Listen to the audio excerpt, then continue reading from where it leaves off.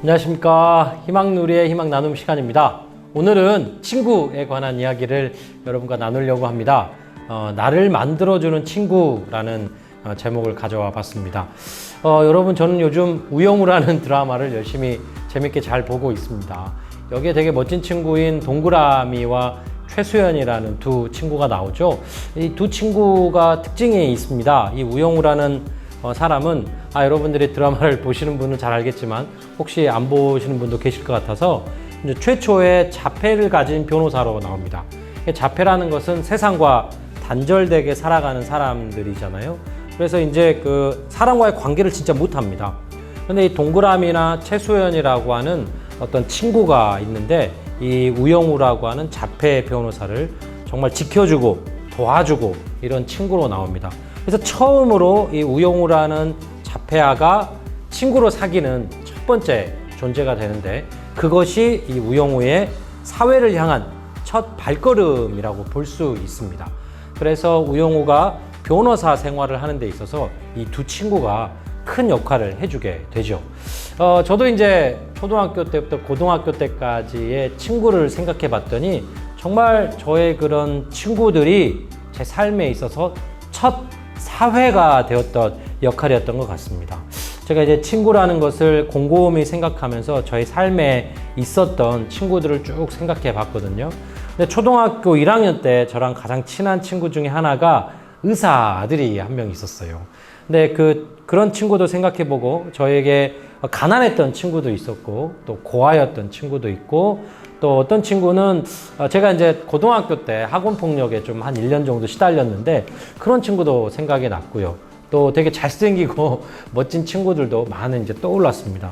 곰곰이 그런 친구들을 한 명 한 명 떠올리면서 저 스스로가 그때 그 나이 때 그 친구에게 어떤 친구였지? 그러면서 그런 어떤 친구였지라는 생각 때문에 저의 한계, 또 저의 아픔, 아니면 또 저의 좋았던 점 이런 것들을 하나하나 생각해 볼 수 있었습니다. 초등학교 1학년 때 사귀었던 그 의사 아들 친구는요, 제가 아마 그 친구가 되게 잘 사는 되게 멋진 집에서 되게 맛있는 거 먹으면서 살았던 친구가 되게 부러워서 그 친구랑 친하게 지내고 싶어 하는 마음이 진짜 있었던 것 같습니다. 그리고 또 한켠에 가난하고 못 살았던 친구가 있었는데요. 그 친구는 제가 애써 또 외면하려고 했었던 그런 나쁜 마음이 또 있었던 것 같습니다. 그리고 이제 고아 친구가 있었는데요. 그 친구에게 되게 한 달에 한 번씩 저희 어머니가 중국집에 가서 짜장면을 사줬는데 마치 제가 사준 것처럼, 그리고 이제 평소에도 그 친구에게 되게 잘해줬거든요.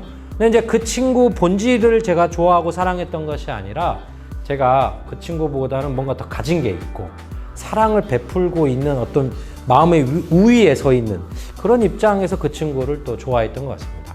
그리고 이제 학원 폭력에 시달렸던 그 친구는 지금도 사실은 용서하기 힘들었었지만 제가 곰곰하게 생각하면서는 그 친구의 마음속에 조금 들어갈 수 있었고, 그 친구도 그 친구보다 더 싸움을 잘하는 친구에게 폭력을 많이 당했었던 친구였거든요. 그 친구도 좀 불쌍했었던 입장이었습니다. 그래서 그 친구를 조금 더 이해하게 되었죠. 아마 저처럼 그때 저는 그 친구 때문에 폭력을 당하면서 자존감이 되게 많이 무너진 적이 많았는데 그 친구도 자존감이 더 싸움 잘하는 친구에게 맞으면 폭력을 당하면서 자존감이 많이 무너졌을 텐데 저를 또 때리면서 자기 자존감을 또 찾았겠죠. 그러면서 그 친구를 조금 더 이해하게도 되었던 것 같습니다. 그리고 저는 또 대학교 때 사귀었던 되게 이제 재미난 친구들이 몇 명 있는데 지금도 되게 친한 친구입니다.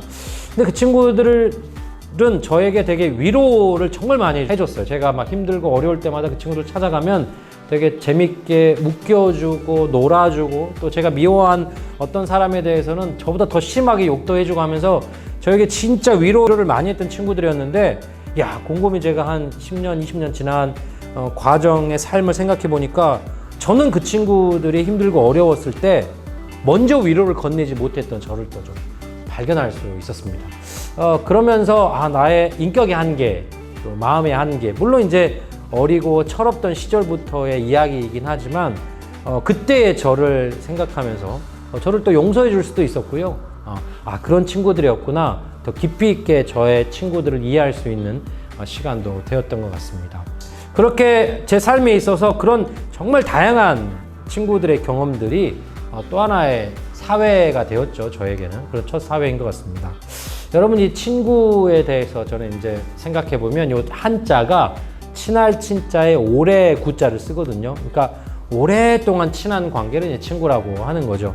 근데 이제 한두 달만 사귀어도 저희는 친구처럼 되고, 어떨 때는 나이가 같은데 분위기가 서로 맞으면 친구하자 이렇게도 하지 않습니까? 그래서 친구라고 하는 단어에는 묘한 감정이 더 있는 것 같습니다. 특히 친구라는 관계는 저희가 수평적 관계잖아요. 뭐 선생님, 엄마, 아빠 뭐 이런 것들은 높낮이가 좀 있는 관계인데, 친구는 정말 자연스러운 수평적 관계이긴 한 것 같습니다. 그렇게까지 서로가 친해지면 친해질수록 더 수평적인 관계가 되는 것 같은데요. 이 관계가 어디까지 발전하는지, 어떤 사람까지도 친구가 될 수 있는지 참 아버님의 사례를 여러분께 소개해 주면서 큰 배움을 또 좀 여러분과 나누려고 합니다. 참 아버님에게 재밌는 친구가 두 명이 있었어요. 명이라고 하니까 좀 그러네요. 두 존재가 있었습니다. 좀 소개시켜 드려 볼게요. 참 아버님이 감옥을 7번이나 다녀오셨는데요. 그 감옥에서의 아버님의 친구가 있었답니다. 그게 바로 겨울의 이예요. 이. 여러분, 이 아십니까? 요 이미지가 이의 모습인데요. 이는 머리나 몸속에 있으면서 피를 빨아먹어요. 근데 이제 외로웠던 감옥 생활에 참 아버님은 이 이가 되게 당신의 친구가 되었답니다. 또 하나의 멋진 친구는 파리라고 하셨어요. 파리는 참 아버님과 되게 재미있게 놀았던 놀이친구라고 하셨는데요.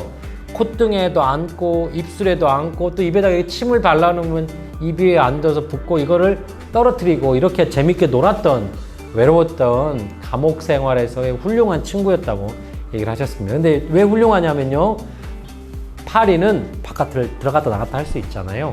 아버님은 이제 감옥에 계시니까 나보다 더 나은 친구다 이렇게 얘기를 하셨답니다. 그러면서 이렇게 곤충들과도 벌레들과도 친구를 삼았던 참 아버님은 이렇게 자연을 친구를 삼습니다. 훈독을 한번 해보겠습니다.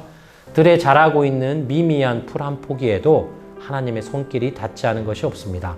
자라고 있는 나무 한 그루에도 하나님의 무한한 내적 심정의 인연이 연결되어 있습니다. 초목뿐만 아니라 들에서 뛰어놀고 있는 짐승이나 곤충들도 무심하게 지어진 것이 아니라 하나님의 내적인 심정을 통하여 지어졌습니다. 그러므로 풀 한 포기를 대하더라도 그 가운데 하나님의 사랑의 손길이 있는 것을 알고 아끼고 사랑하는 마음을 갖는다면 하나님이 사람을 짓기 전에 만물을 짓던 하나님의 은사에 접할 수 있습니다. 그러니 한 포기의 풀에서도 하나님의 손길을 체험할 줄 알아야 합니다. 그런 사람이 있다면 그는 타락한 인간이지만 태초에 천지를 창조한 하나님의 창조의 심정 세계에서 하나님과 친구 입장에 들어갈 수 있는 것입니다. 자연을 통해서 자연의 신비, 창조의 신비를 또 창조물에 담긴 하나님의 심정과 손길을 체류할 수 있다면 하나님과 친구가 될 수 있다고 얘기하십니다. 그렇기 때문에 우리가 외로울 필요가 없다고 얘기하시는데요. 이어지는 훈독해 보겠습니다. 내게 친구 아닌 것이 없습니다. 사람은 외로운 것이 아닙니다. 아침에 나가면 어디 가든지 사람도 있고 만물도 있고 또 하나님도 있다는 것입니다. 여러분은 모르지만 하나님이 있다는 것입니다. 어디에도 하나님이 있기 때문에 우리가 외롭지 않다라고 이렇게 말씀을 주십니다. 여러분, 자연 속에서 하나님을 친구 삼아 보시죠. 하나님의 위대함을 발견해서 우리의 부모, 어떻게 보면 또 주인, 이런 존재의 위대한 하나님이 아니라 나와 함께하는 친구로서의 하나님을 느껴보려고 합니다. 그러면서 왜 그렇게 느낄 수 있느냐를 말씀하실 때 가장 훌륭한 친구가 엄마 아빠이기 때문이라고 하시는 말씀을 통해서 우리는 하나님도 친구가 있다는 것을 참 아버님께서는 전하십니다. 만일 인간이 타락하지 않았다면 친구 중에 가장 진실한 친구가 누구냐 하면 자기의 부모입니다. 부모가 친구 중에 친구의 왕이라는 것입니다. 이렇게 말씀을 주시거든요. 왜 그러냐면 이렇기 때문이랍니다. 아담 해와가 타락하지 않으면 하나님 속에 있는 것이 실체로 나고 다시 돌아가 가지고 하나님같이 닮아지는 것입니다. 하나님의 친구가 되는 것입니다. 하나님과 닮아졌기 때문에, 하나님과 거의 같아졌기 때문에 친구가 된다고 말씀하십니다. 그리고 이렇게 이어집니다. 어머니 아버지도 늙으면 친구가 되지요.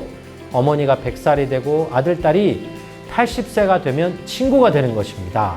부자지 관계는 물론 친구가 되는 거예요. 하나님으로 돌아가는 것입니다. 하나님으로 시작해서 하나님으로 돌아가는 것입니다. 하나님께서 당신과 닮은 존재로 아기로 태어나게 해서 점점점 자라나서 하나님처럼 부모의 심정도 느끼고 마지막으로는 하나님이 할아버지가 됐었던 그런 심정까지 느끼면 하나님과 비슷해지고 같기 때문에 하나님과 친구가 될 수 있다고 얘기를 이렇게 하시는 겁니다.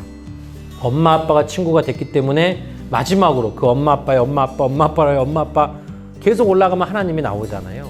하나님과 친구가 될 수 있답니다. 여러분, 친구가 뭡니까? 네. 위아래가 구분이 없이 나랑 동등한 거의 관계를 뜻하지 않습니까? 이렇게 위대하고 높은 존재인 하늘 부모님까지도 우리는 친구가 될 수 있습니다. 네, 마무리하면서 다시 한번 우영우 얘기를 하려고 합니다. 여러분, 그 최수연을 대해서 우영우는 이렇게 표현을 했어요. 밝고 따뜻하고 착하고 다정하기 때문에 너는 봄날의 햇살이야 라고 얘기합니다. 늘 우영우를 밝고 따뜻하고 착하고 다정하게 보살펴 주기 때문이고요. 또 동그라미는, 동그라미라고 하는 이 이름이 여러분 의미하는 바가 있다네요. 자폐를 걸린 사람들은 날카롭고 뾰족한 거를 되게 혐오하고 무서워한답니다. 이름마저 동그라미여가지고 자폐인에게 너무나 따뜻하게 다가올 수밖에 없는 친구.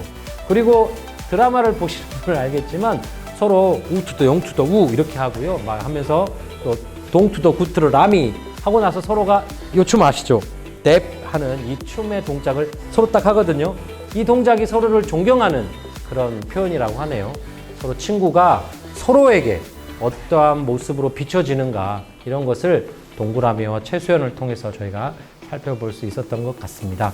네, 여러분에게 이 우영우 드라마를 추천하고 싶거든요. 꼭 보시면서 우영우의 친구들도 살펴보시죠. 네, 오늘 이것으로써 희망 나눔을 마치도록 하겠습니다. 그리운 여러분들의 과거의 친구들을 한번 추억해 보시죠. 감사드립니다.